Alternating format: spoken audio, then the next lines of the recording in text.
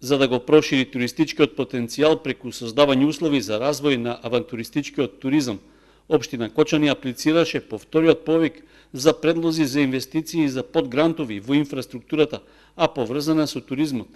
Апликацијата е поднесена до единицата за спроведување на проектот Локална и регионална конкурентност, што е финансиран од грант од Европската Унија.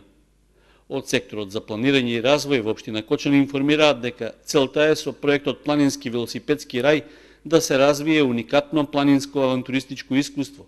Тоа би се овозможило со изградба и обновување на велосипедски планински патеки и обновување на планинарскиот дом, како и развој на други услуги за поддршка на овој вид туризам.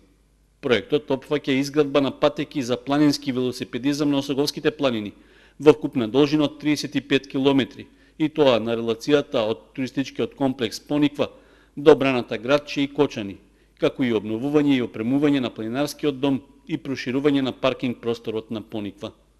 Планирана е и изработка на интерактивна апликација за мобилен телефон за велосипедизам и планински велосипедизам, која ќе вклучува презентација на геореферентни податоци, односно патеки за велосипедизам и планински велосипедизам, за планинско пешачење, природни и културни локации и туристички агенции.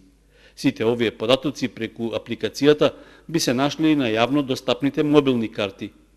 Вкупната вредност на проектот е 33 милиони и 400 илјади денари.